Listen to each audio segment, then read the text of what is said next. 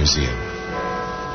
Here, in the grim stone structure on the Thames, which houses Scotland Yard, is a warehouse of homicide. A warehouse where everyday objects, a phonograph record, a desk pad, a flashlight, all are touched by murder.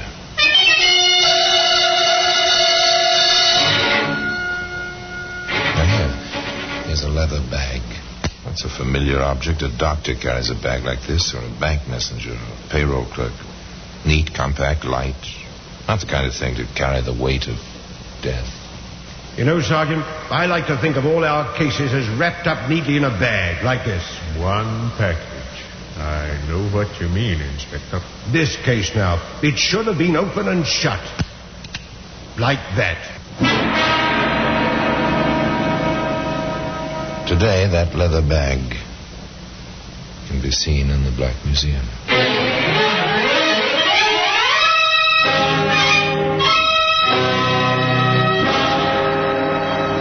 From the annals of the Criminal Investigation Department of the London Police, we bring you the dramatic stories of the crimes recorded by the objects in Scotland Yard's Gallery of Death, the Black Museum.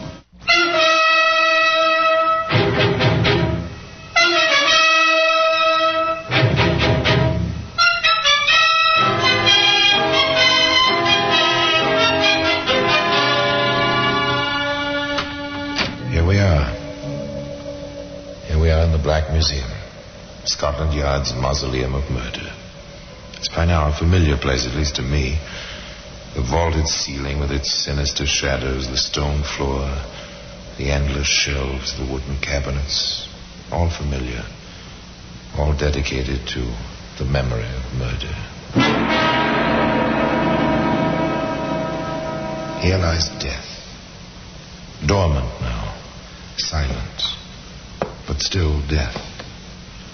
Mysterious, though carefully identified by the plain white labels. Repelling, though fascinating. The means to murder, arranged on exhibition. It's a symbol, created with skill for the rhythm of dancing, the sound of revelry. One fingerprint on this spun brass, and from it, the web was spun which brought a killer to his just and proper end. A revolver designed for death. Have you ever heard of Russian roulette or death by chance? Well, there was no chance in the game where this revolver was used. The victim was picked. The murder was deliberate. The leather bag. Part of a puzzle. A jigsaw puzzle involving life and death and greed, which was never quite completed. A puzzle which began in the railroad yard at Almouth in the coal district around Newcastle.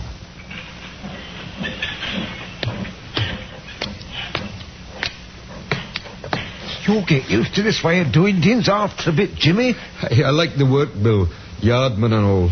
Only I keep wondering where the trains come from and where they're going. You'll get over that, my boy, when you're coupled and uncoupled as many cars as I have. It'll be just routine. Train comes into the yard, like this one. Climb aboard, check the carriages, each compartment, like we're doing now. Then break it up, reassemble, have it on its way again. Here now. What's all this? Looks like paint to me. Somebody spilled something on the carpet. Left whatever it is under the seat here. Yeah. Ain't that pretty? Have a look, Jimmy. It's a man. Dead. I seen enough dead uns in the war to know about that. This is for the police. Murdered. Sure enough.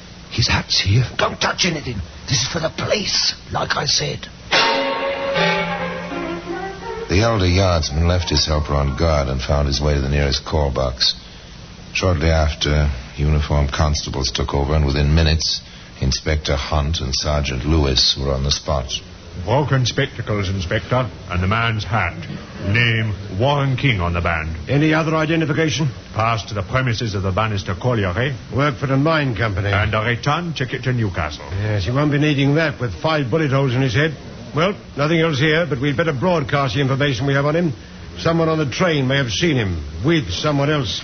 Usual routine, The steady, inexorable routine of the police. Notify the employer, the next of kin. Advise the newspapers and the BBC. Request information. On the 9 o'clock news broadcast, Inspector, and I have a bit of information which may be of value. Oh, what is it, Mr. Oldie? I saw King with another man in the station at Newcastle yesterday morning. You're certain it was Warren King? I've known him for years. Not well, but well enough to have seen him socially occasionally. I saw him with his little leather bag just as we went through the gate for the Almouth train. Leather bag? Why, yes. Friday's payday at the Bannister mine. King was payload clerk. He always drew the cash to pay off the men and took it down to Almouth himself. Oh, and the man with him. Did you get a good look? No one I knew, but I did have a good look at him. On the tall side. Brown suit, blondish hair, quite well built. I should judge he was about 35 years old, weighs about 180 pounds. You got that description taken down, Sergeant? Yes, sir. Good. We'll have an all-station alarm on him and broadcast the description. It can't hurt at this stage of the game.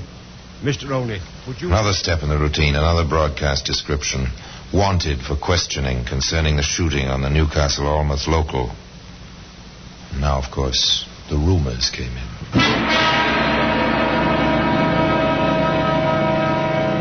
I saw him. On a bus it was. The exact description, even the brown suit. And he looked guilty, if you ask me.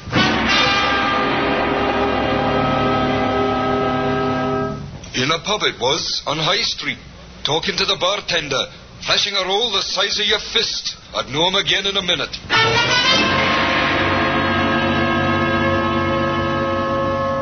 He was sitting across from me on the train, right in the same compartment. Me in the same compartment, that close to a murderer.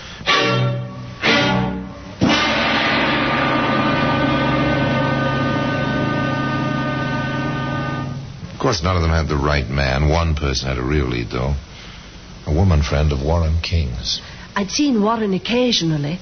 Nothing important, just platonic. But he did take me out, and I came to know some of his friends. Maybe you have their names, please, miss?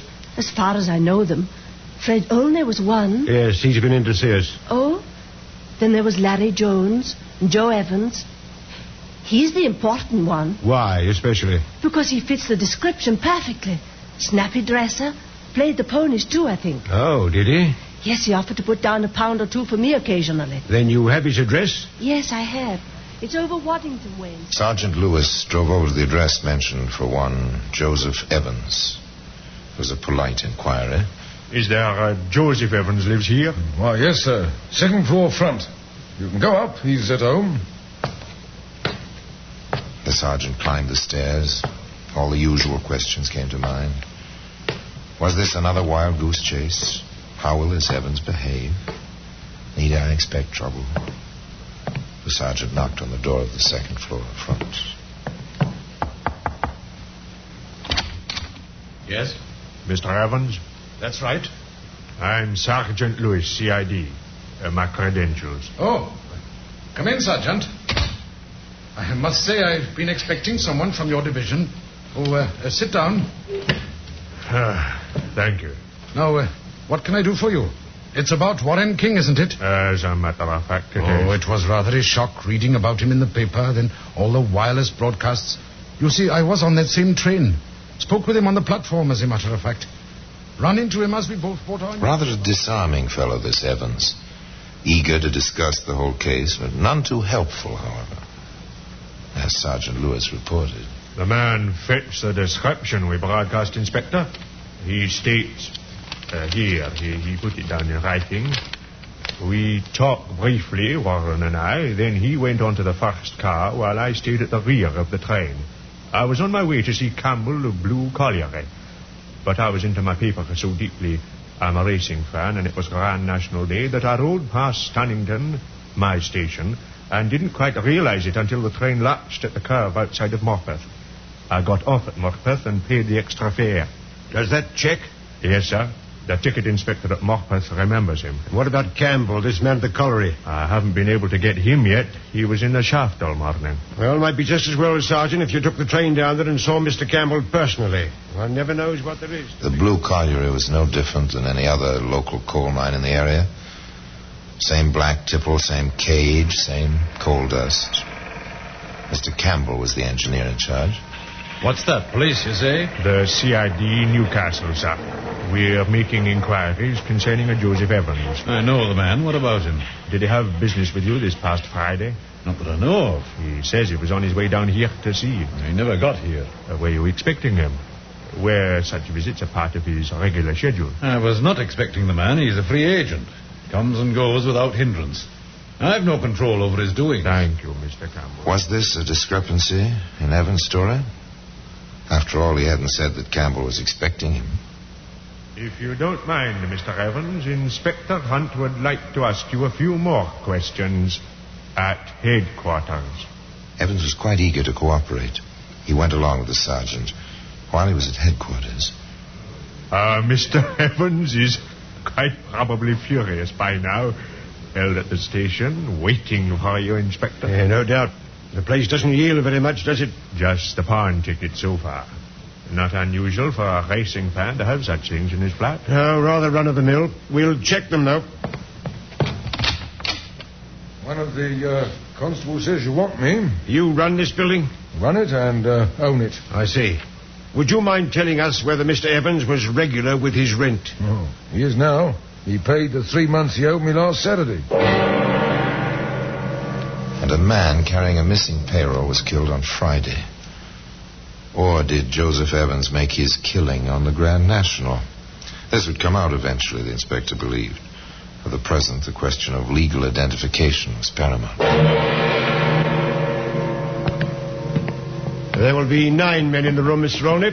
All of the same description, approximately, as the man you told us you saw with Mr. King on Friday. We'll ask you to pick out that man if he's present. I'll do my best, Inspector. Well, Mr. Olney? Third from the left. That's the man I saw with Warren King. That's the man we're holding. One question, sir. Did you see him enter the same car as Mr. King? No, sir. I looked away for a moment. When I glanced that way again, they'd both disappeared. I assumed they were riding a train together. Thank you, Mr. Olney. The identification parade had yielded some result. Yet, all the time, the answer to the riddle lay in the plain leather traveling bag.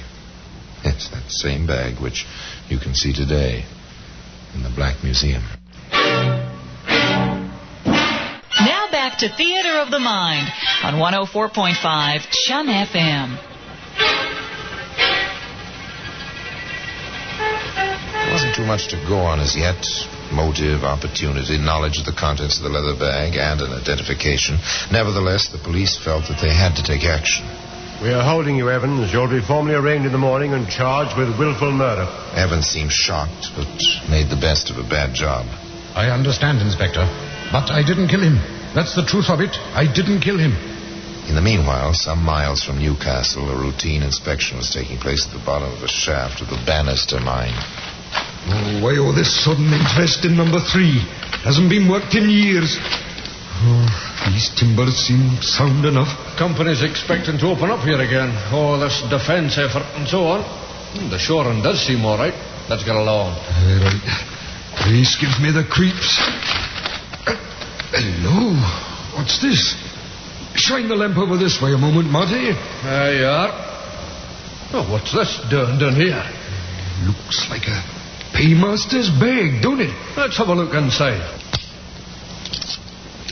Nothing in it but a few coppers. I am thinking we'd do best to report this to the front office. What with old King getting himself done in and all. Yes, you would do best to report this to the front office, gentlemen. You had no business opening that bag in the first place. The front office will turn the bag over to the police. Inspector Hunt and Sergeant Lewis will take it from there. Chances are it is King's bag. It won't be too difficult to get it identified. It's a long way from Morpeth to number 3 shaft at Bannister. Yes, I was thinking exactly that. What train did Evans say he took back to Newcastle?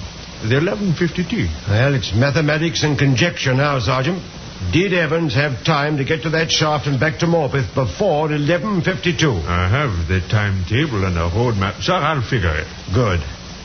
Sergeant, how do you feel about the trial? None too easy, sir.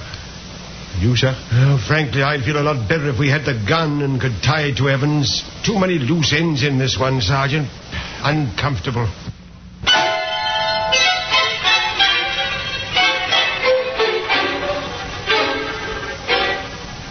Joseph Evans was none too comfortable himself, nor was his defending counsel.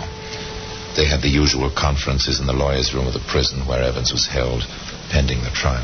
All right, man. You've admitted you spoke with King on the station platform. What then? Well, he went on about his business. Said something about the forward part of the train being closer to his exit gate at Almouth. I went to the rear. For the same reason. The exit is at the rear at Stannington. But you didn't get off at Stannington. I told the police I missed the station. I was studying the racing form for the Grand National. I had a bet to make. Did you? I did.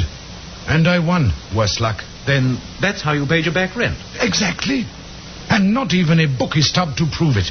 Once gambling has paid off in reverse. You win and you're in trouble. Can you find your bookie? No, he's disappeared. No trace. It's flimsy. But it would clean up part of what the Crown will claim was the motive. Look here, can't you possibly remember anyone who was in your compartment with you? I wish I could. I was in first. Sat at the window, facing forward. Lost myself in the paper. I noticed no one. Too bad no one noticed you. You haven't even a description? Nothing. Everyone was noticing me, not the other way round. King must have ridden alone with his murderer. No one seems to know anything about him or his trip, except that he was killed between Newcastle and Almouth. You worked for a colliery too, didn't you? That's right. Then you knew that the wages are paid every second Friday? Of course. That's going to be hard to beat. It's not good. Your Mr. Campbell says he had no idea you were coming down. I was. That's the truth. You'd been there to see him before? Several times. Always on Fridays? If that was so, it'd help. I would like to say that. I can't. Campbell wouldn't bear me out. Oh, well, we'll keep at it. Looks like our only hope is someone who remembers seeing you in that last car. As I say, we'll keep at it. It was a strange case. Everyone, prosecution as well as defense, seemed to be groping in the dark, making use of intangibles. People were observant, people were blind, people volunteered information, others stayed away, or didn't realize they were part of the evidence. The Crown built a fairly strong, circumstantial case. I was present when the prisoner was identified. There is no question he was on that train that Friday morning. He could have made it to the number 3 shaft, tossed the bag down and made the 11:52 at Macbeth. I tried it myself one morning. I managed it walking. The next day I tried it from Stannington. It was impossible from there. Yes, sir. They knew each other, Mr. King and Mr. Evans. We all went on dates together 3 or 4 times. I can't imagine them meeting and not riding together on the same train. Certainly having money trouble. I'd had no rent from him for 3 months. And all at once, he paid his due and a month in advance. The Saturday after this here murder. It added up. Evans was there. The timing seemed to fit the evidence. The 2 men were friendly. Evans had plenty of motive for a payroll robbery. He took the stand in his own defense. Then the truth as you know it, and remember you're under oath, Mr. Evans, is that you did not ride with the deceased, and you did not either rob or kill him. That is the exact truth, sir. Thank you. Your witness. Mr. Evans, you stated under direct examination that you worked for Blue Colliery.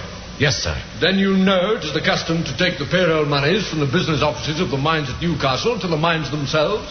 Well, that has been the custom for many years. I did it myself for a time, some years back. But I always drew the cash from the bank at Morpeth to avoid carrying the cash all that distance. But it still was the custom in most cases to bring the money from Newcastle, and you knew about it. It was not my custom. You knew it was that of others? Well, I never thought about it. I submit, sir, that when you saw the leather bag the deceased was carrying, you realized its contents at once. I never thought about that either. I had my mind on other things. On your financial problem? Among other things. Which you hope to recoup via the Grand National Horse Race? Well, one always hopes. Isn't it possible your reason for going to see Mr. Campbell was to borrow money from him? No. What then? You must have had some good reason for this trip. Well, It was in the line of business. Will you state what line of business? It was about some wages he was paying. On that Friday? I did not know if he paid on that Friday or the next one. You were at the mine the week before? I was. Were the men paid that day? I don't know. I don't remember. Mr. Evans, are you familiar with firearms? At one time I was a guard. I carried a revolver in those days. Where is that revolver now? I don't know. Did you lose it? Or sell it? Or throw it away? I gave it back to the company with my uniform when I became an inside worker. Does the company own those firearms? Yes. Do you know where they're stored? Yes, I do. I ask you, Mr. Evans, did you take one of those revolvers with you on that Friday morning with intent to kill? Use it against Mr. King? Clean it and return it to its place before anyone noticed it was missing? No, of course not. Why should I? Can't you think of any good reason, Mr. Evans? No, of course not. I can think of several. Your financial problems, your intent to kill, even perhaps jealousy over Mr. King's attention to your mutual lady friend. That is not so. There was nothing. 5 bullets were pumped into Mr. King's head. 1 would have been sufficient. This suggests the additional motive of revenge. Well, Mr. Evans? I didn't kill him. I didn't. You can't make me say I did.